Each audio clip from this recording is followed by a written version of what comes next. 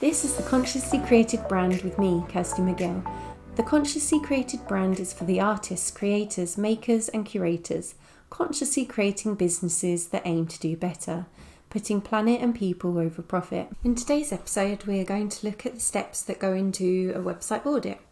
We're partway through the month now, and so there's a slight risk of you being a little bit fed up hearing about how you can improve your life and business in 2023. However, I do think that the new year is a good time to reflect and to plan for the year, plan out your goals, plan the steps that you're going to take. It creates a natural time to reflect and figure out how you want things to look in terms of your business. Now, one of the things that I suggest you do is to look at auditing your website now. It's important to regularly review your brand and your marketing and your website. So today's episode is all about how you can look objectively at your own website to audit it. It can be quite hard to look at your own stuff, and it really can.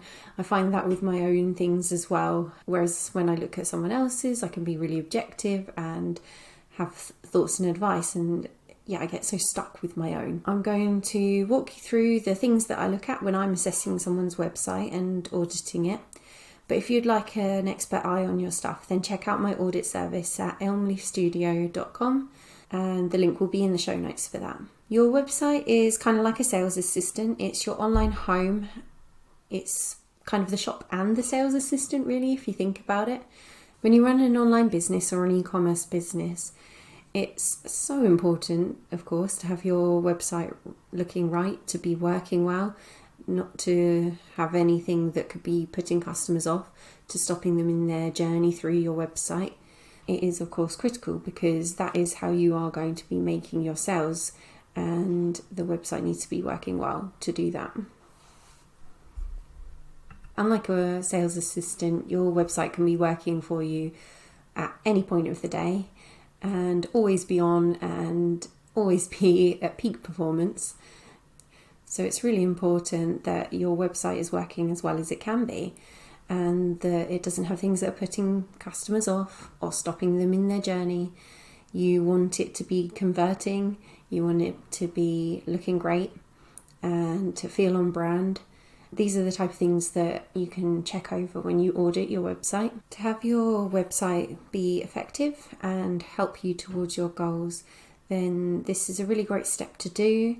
And then whether you DIY it or if you would then need to hire, there are opportunities for you to look at things that you can improve. One of the main things I see that people don't necessarily get right, or it can be a bit of a stumbling block when people are creating their own websites, is the navigation.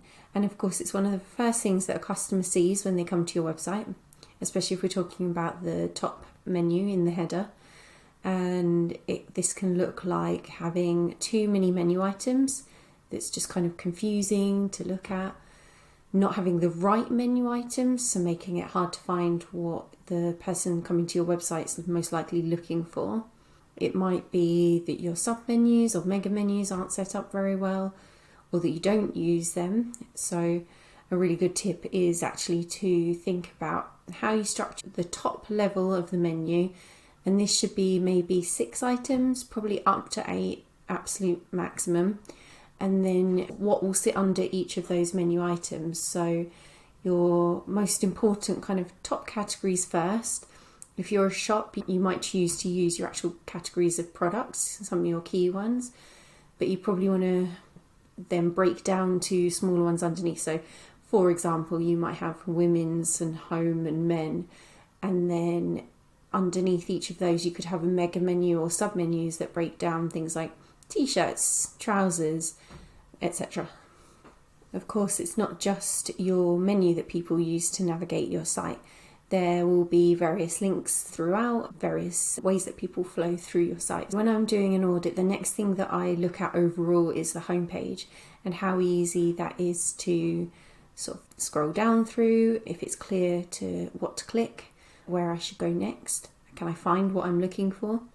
Now, especially if you are a shop, you need to be thinking about what you actually want people to go to next. So this will most likely be a shop page or category, because that's how you ensure that sales happen. But you'd be surprised that actually sometimes it's not set up this way, or people aren't prioritizing the categories that they want people to shop with. And so have a look over, check that you do have the things that you mainly want to prioritize as selling, and make sure that those links are on the homepage. Another point is to make sure that images link up. So if you've got a picture that represents a category and underneath you have the category and maybe a button, you also need to make sure that the image itself links. I can't tell you how many times, even like just generally browsing the internet, I see this, and you go, when you go to click on that image and then it's not working. So that just makes a kind of a sticking point in the website. It makes it harder for people to use. Another place that you most likely have links will be in your footer. So again, it's making sure that you have the right things in there and that they're clear and easy to use. This is a great place for things like the privacy policy, contact, delivery and returns for e-commerce.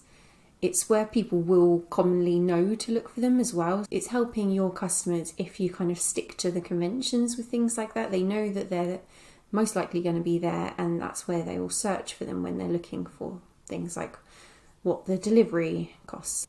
A small suggestion that I forgot to mention is sticky menus, and they are the ones that when you scroll down on a website, they kind of stick to the top, so they're kind of easy to access whatever point you have scrolled down on the page. And this can be used quite well. It depends on your site and whether that's necessary or whether it is a good strategy for you.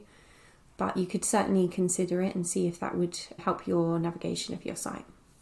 As a brand designer as well, I am of course going to be talking a little bit about the branding on your website and whether that is or isn't working well for you. The first thing to say is to ensure that you're using your recognisable logo. Typically you'll want to use your main logo, however sometimes there is a case for using an alternate logo if that will fit better and if it makes more sense. It does depend on the space. You need to be using your brand colours throughout. Ensure they're consistent across everything from your marketing to your website. So definitely ensure you're using your brand colour palette. And of course fonts as well should be your on-brand fonts or a suitable web font if your one isn't available. You've chosen not to use that on your site for licensing reasons. But in your brand guidelines, if you have one, that would be where a designer will often suggest an alternate font for when you can't use your main brand font. Now, it's not just those things that you typically think of as part of a brand identity either. Your website should have the feel that you want your brand to have. It should be the right mood and aesthetic. All of that needs to come into it. It needs to have images that are reflective of your brand as well and feel right and contribute to that mood, to that look and feel. Your copy needs to be written in a way that has your brand voice come across, and that's in the messaging and the tone.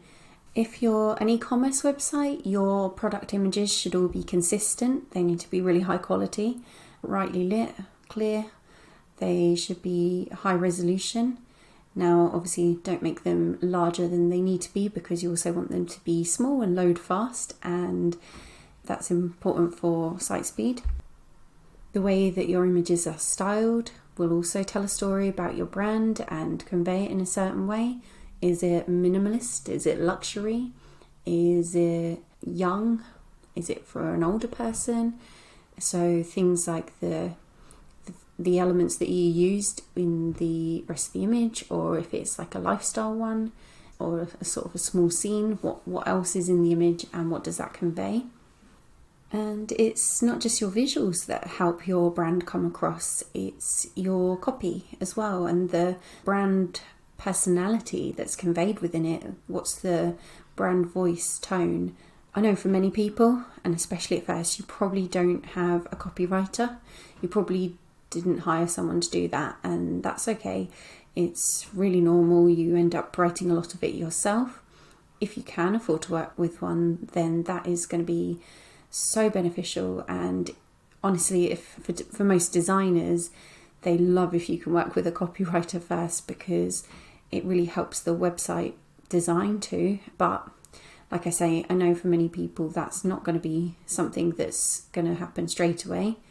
Maybe you could look at working with someone to edit your copy and to kind of polish it up, but it doesn't have to be fully written.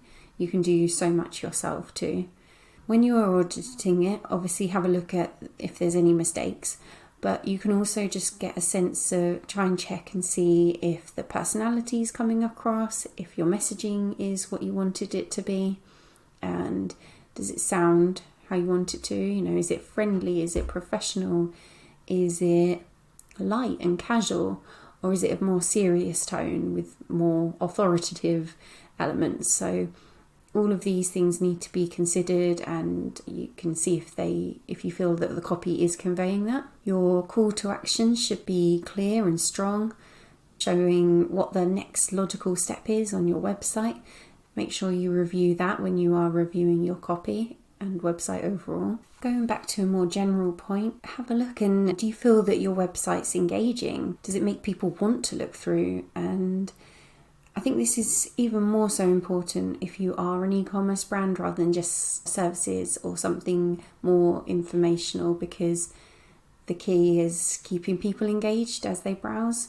And like I said, obviously that partly comes down to things like the navigation and the choices of images and how it's styled and how the copy's written. But you can really focus on selling through the visuals. When I'm looking at a shop page, the things I look for on there are there sufficient filters? This is really important, especially for bigger categories, or if you have quite a lot of products. I think you need to consider having ones like a price slider or scale, size, availability, colour, style, collection. If it's a broader category, maybe sort of subcategories come within that. If you are a website that stocks multiple brands, people might come looking for a specific brand that they know you stock, and you can help them massively by allowing them to choose to filter down to that specific brand. I know most people have this, but definitely have that toggle that allows you to choose to sort by price and sort by popularity and things like that, because people do look for it. It's a helpful way to look through a page when they're trying to narrow down what they want to purchase. Moving on to a product page, I do like to see a kind of a conventional layout for the most part here. It does depend on your website and it depends on your brand, like most things. If you stick with conventions, it's how people know how to browse and kind of expect to see. So I think it works well as well. I think often the design choices there have been intentional and they work. If you think of a product page that has an image on the left and then it has a bit of a short description on the right, probably with the selectors there and an add to cart button, it makes it in a nice prominent position for shopping. And then you can think about adding extra details underneath that section in a toggle perhaps, or in tabs, because for some people they just want to see the image and kind of get a sense of the product and they'll be happy to purchase. Other people will want to maybe look at more details. You can make use of having links to things like style guides as well, or any extra details that they might need to know. If you don't already have this, having a row with related or recommended products is a really nice thing to have. It should show more items that that customer specifically is likely to be interested in. And there's ways that obviously the kind of plugin or how this is built will do that. It should kind of filter and be relevant. It's not so helpful if it's not relevant. Make sure that it's something that's generated and based on filters and categories to pull in other options for them. If they decide that that product isn't for them, they can still keep shopping and they might see something they like there. Now, if your website is looking great on all of these fronts, it's easy to browse, people are clicking around, getting to the pages that you want them to see, whether that's services or products, then they want to click to work with you or choose to buy. You don't want any stumbling blocks. The next thing to audit is to check that process. Let's look at it as though we're an e-commerce website. When someone's clicked on the product, what happens next? Do they see that it's added to cart? Does the basket show a little indicator to show that there's some products gone in it? If you click through to the basket, does that work okay? Does the basket page itself function as it should? Can they click through to go to checkout? Check how the checkout process looks and works. Is it easy to use? Are there any places where it might become harder? So sometimes when you're filling in your details and you click submit and it flags something and you can't figure out what, or you might want to look at making sure that people can enter their address easily with the postcode lookup. Make sure that everything's actually working. And that's definitely worth testing when doing an audit, especially if you notice an odd day where sales have been down or something. It's always worth going to check that everything's working. If you are a service provider, then this comes down to making sure your calls to actions are strong and obvious on a page. So that invitation to click to inquire, you probably want to highlight it and check things like your forms are working so that it's easy for people to take that next step in the process. So far I've covered the kind of more visual aspects and the mood of the site and the feel of it, but your site also needs to be fast, and I did touch on this briefly when I said about the images. One thing that you can do is run it through something like Google Site Speed Checker to see how you're measuring up, and then you could look to make some improvements to make your website load faster, because a slow site is going to really put people off. They might just completely jump off your site if it's too slow. It's been shown that people, if they land on a site and it's taking a long time to load, they will just give up and go, most likely. You don't want to be that site. Another aspect you can look at when you're doing an audit is to check for any broken links. There's some sites that you can use to do that. You don't have to try and manually find them or anything. And I'll put a link in the show note that you can go and use. Once you've found any broken links, make sure you fix them.